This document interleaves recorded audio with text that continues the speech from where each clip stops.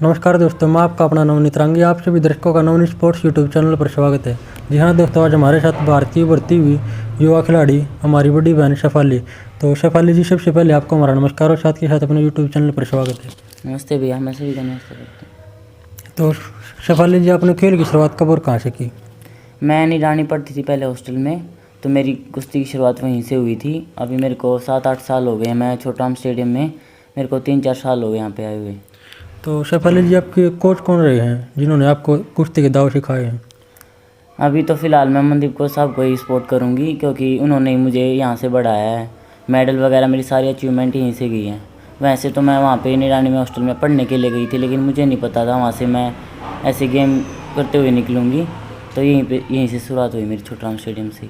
तो आपका रेसलिंग में आने का कैसे मन हुआ? जैसे और खेल बहुत हैं, कबड्डी हो गया, क्रिकेट हो गया। ऐसे ही छोटे थे हम, थोड़े हमें इतना पता नहीं था। वैसे पापा हमारे साथ थोड़े वैसे बहन भाई, हम दोनों बहन थे, तो हमारे साथ ऐसे ही लड़ते झगड़ते थे। थोड़ा वैसे ही कुश्ती का वो थोड़ा शुरू सा हो गया हमें, तो वहीं पे निरानी से ही मेरी शुरुआत हुई थी कुश्ती की। तो आपकी फैमिली में कोई खेल खेलता है? हाँ, मेरी बड़ी बहन है। अभी तो उसकी शादी हो गई है, अब उसने छोड़ दिया। तो वो ऐसे चाहती है कि मैं उसके लिए कुछ ना कुछ करके दिखाऊं। तो मेरी बड़ी बहन का सपना है कि मैं एक बड़ी प्लेयर बनूं। शेफाली जी, हम भी भगवान से प्रार्थना करते हैं कि आप अच्छी तरह खेलो और आपको कभी इंजरी ना हो और आप ऐसी मेहनत करो, आप अपने देश के लिए काफ़ी सारे मेडल जीतो। तो शेफाली जी, आपके आइडियल प्लेयर कौन है? मेरे योगेश्वर दत्त और गीता फोगाट हैं। तो शेफाली जी, उनमें ऐसी क्या खूबी लगी, योगेश्वर पहलवान और गीता फोगाट पहलवान में आपको उनमें ऐसी क्या खूबी लगी जो कि आप उनको आइडियल प्लेयर मानती हो? ये है कि ये सीनियर है थोड़े हमसे पहले, मतलब बहुत साल पहले, मतलब थोड़े हमें पता नहीं था कि भाई योगेश्वर दत्त भैया से हमें थोड़ा सीखने को कुछ मिला। गीता दी से जैसे हम कैंप में जाते हैं लखनऊ में, दीदी को हम देखते हैं प्रैक्टिस करते हुए, उनके अटैक वगैरह सब कुछ उनको देख के हम कुछ सीखते हैं, तब हम आगे बढ़ते हैं। जैसे आपने कैंप का जिक्र किया, आप लखनऊ कैंप में जाते हो और यहाँ पे रोहतक में प्रैक्टिस करते हो, वहाँ पर कितना डिफरेंस है प्रैक्टिस में? ये है कि यहाँ पे थोड़ा मनदीप कोच साहब हमारा थोड़ा ध्यान रखते हैं, जैसे हमें कुछ इंजरी वगैरह ना हो, और थोड़ा टेक्निक का भी ध्यान देते हैं। और कैंप में सभी अलग अलग दूर दूर से लड़कियाँ आती हैं, तो उनके साथ बाउट्स वगैरह भी होती हैं। प्रैक्टिस करने का तरीका भी अलग होता है, तो थोड़ा डिफरेंट इस चीज़ में ही है। शेफाली जी, आपने कुश्ती की शुरुआत दंगल से की थी या मैट से? नहीं, हमारी मैट से शुरुआत हुई थी। दंगल तो हम जैसे छोटे मोटे दंगल, जैसे कि हमें कुछ सीखने को मिले, कुछ हमें निखार दिखे कुश्तियों में, तो उसकी वजह से हम दंगलों में वैसे लड़ने के लिए जाते हैं। तो आपको जैसे आप दंगल में जाते हो खेलने के लिए, वहाँ पे मिट्टी में खेलते हो या मैट पे खेलते हो? नहीं, मैं दंगल उसका मिट्टी का, तो मैं एक दिन गांव में ही हुआ था हमारा, तो मेरे को पता नहीं था कैसे मिट्टी में लड़ते हैं, तो मैं मिट्टी में एक बार ही लड़ी थी। नहीं तो मैं ज़्यादातर मैट पे लड़ती हूँ। तो शेफाली जी, आपको मिट्टी के दंगलों में और मैट के दंगलों में क्या डिफरेंस लगा? मैट पे ये है कि चोट का ध्यान रहता है, और मिट्टी में थोड़ा बहुत बहुत डिफरेंट है उसमें, मिट्टी में और मैट में, क्योंकि इससे आदत बनती है हमारी मैट पे अटैक वगैरह की। उसमें हम अटैक वगैरह नहीं मार सकते। और मिट्टी वाले दंगल में ये है कि ज़्यादातर मिट्टी वाले दंगलों में चित का थोड़ा वो रहता है, इसमें मैट का नहीं होता, मैट में स्कोर का होता है। तो आपकी आज तक की सबसे टफ बाउट कौन सी रही है दंगल में और मैट वाली कुश्ती में? दंगलों में तो ये होता है कि भाई जैसे हम केसरी लड़ते हैं, अभी तो मेरा वज़न बढ़ गया है, तो हम केसरी में लड़े तो थोड़ा हैवी लड़कियाँ आती हैं, मेरा कम वेट था। हैवी लड़कियों के साथ थोड़ा लड़ने में भी डिफरेंट लगता है, उसमें तो मुश्किल ही होता है लड़ना। और मैट पे हमारी वेट की कैटेगरी की आती है लड़कियाँ। तो सबसे टफ बाउट मेरी नेशनल में ही हुई थी, खेलो इंडिया में। वहाँ पे किस खिलाड़ी के साथ हुई थी? एक उसकी थी, सार की लड़की थी, उसके साथ। तो जैसे आप आज तक आप रेसलिंग खेल रहे हो, तो आपकी अचीवमेंट क्या क्या रही हैं?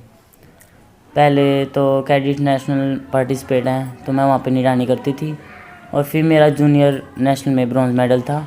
फिर ऑल इंडिया यूनिवर्सिटी में गोल्ड मेडल, और खेलो इंडिया यूनिवर्सिटी में गोल्ड मेडल, और सीनियर पार्टिसिपेट है। शेफाली जी, आपकी दंगल में क्या क्या अचीवमेंट है? दंगल में मैं 3 बार भारत केसरी रह चुकी हूँ। और मैं वेट 62 था, और मेरे से बड़े लड़कियां थी, तो उनके साथ थोड़ा डिफरेंट सा लगा मेरे को। लड़ने में पावर का भी फ़र्क लगा, तो बहुत कुछ सीखने को मिला मेरे को दंगलों से, तभी मैट पे थोड़ा हो रहता है। तो शेफाली जी, आपकी वेट कैटेगरी क्या है हाल ही में? मेरी 65 हो गई।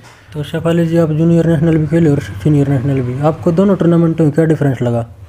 जूनियर में थोड़ा भैया मतलब वेट कैटेगरी की आती हैं लड़कियां, और उसमें थोड़ा लड़ने का तरीका भी अलग होता है, सेम वेट की हो जाती हैं। और सीनियर में हमसे बड़ी आती है, उनसे कुछ सीखने को मिलता है। और बस यही डिफरेंट है भैया, थोड़ा सीखने को ही मिलता है सीनियर में। तो आपकी फेवरेट टेक्निक क्या है? आप कौन सा दाव सबसे ज़्यादा लगाती हो? ज़्यादातर भैया मैं एंकल का ही वो करती हूँ टाइप। शेफाली जी, आप दिन में कितने घंटे अभ्यास करती हो? 3 घंटे सुबह और 3 घंटे शाम को।